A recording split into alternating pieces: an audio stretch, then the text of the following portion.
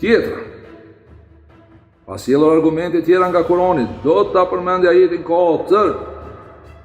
Maliki yawmiddin.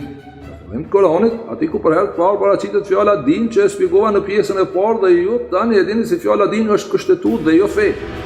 Fjala din ajetin 4 të surës Al-Fatiha të gjithë përkthejnë gjykim, sunduesi i ditës së gjykimit. Me përjashtim Taxhi Sherif Ahmeti që në klapa e ka futur përgjegjësisë shpërblimit siç përshënin në të ndime. Tani një pyetje e logjikshme. Si mund gjykimi të quhet fe?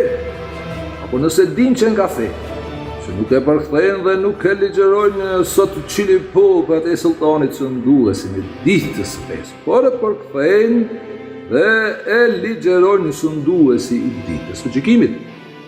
E sheni se ku fillon mashtrimi? Pra Ilahi i gjithfuqishëm nuk ka zbritur fe, por ka zbritur Kur'anin.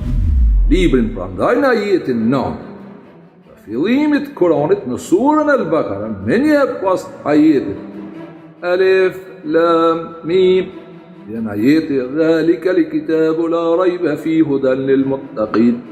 Që libri që nuk ka kurfar dyshimi në ta, udhëzim për të devotshmit e jo për secilin.